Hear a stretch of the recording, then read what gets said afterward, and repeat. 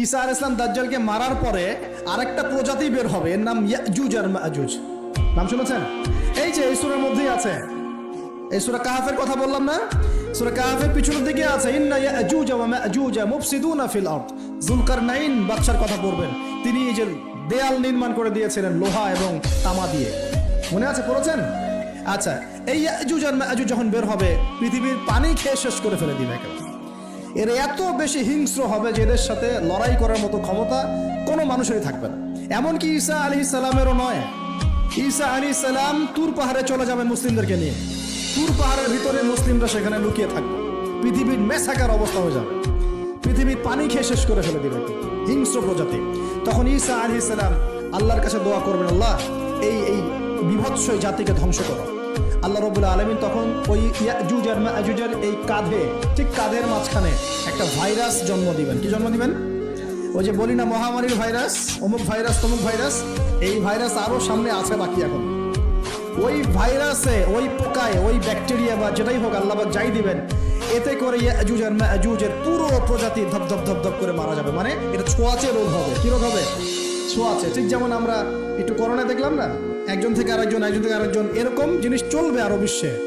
আর এখনকার নতুন রিসার্চ হচ্ছে ওই সাইবেরিয়া অঞ্চলের যে বরফগুলো আছে না, ওর নিচে এই 1 লাখ বছর, 1.5 লাখ বছর, 2 লাখ বছর আগের ভাইরাসগুলো নতুন করে জায়গা শুরু করেছে। হ্যাঁ, এগুলো বিজ্ঞানীরা বলছেন যে এগুলো আবার কোন দিন জানি পৃথিবীতে আত্মপ্রকাশ করা শুরু হয়।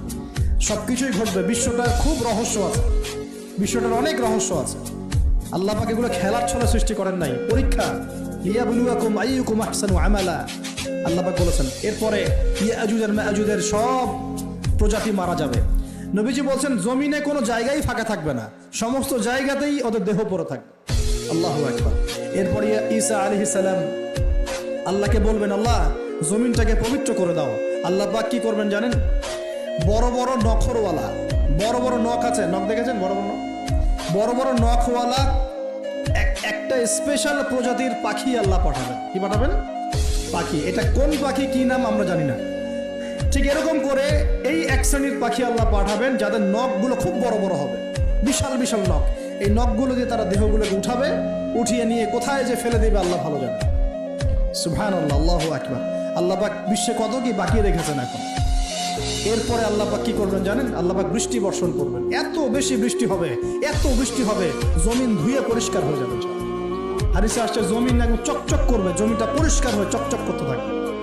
এরপরে কারণ ওই ভাইরাস তো ধুইতে হবে না, ভাইরাসকে ধুয়ে সাফ করতে হবে। তারপরে ঈসা আলাইহিস সালামের সময়ে বলা হচ্ছে, তার সময়ে একটা ডালিম, ডালিম দেখেছেন কিনা? আনার ডালিম, এই ডালিমের যে খোসা হয় না, এই ডালিমের খোসার নিচে একটা পুরো পরিবার আশ্রয় নিতে পারবে। কি বুঝলেন? এত বড় বড় ফল হবে, এত বরকত হবে জমিনের মধ্যে। কখন বরকত হয়? যখন একটা জনপদের অধিবাসীরা আল্লাহর সামনে আত্মসমর্পণ করে, তখন আল্লাহ বরকত দেন। আমরা কি আত্মসমর্পণ করছি? এই জন্যই তো অর্থনৈতিক মন্দা চলছে।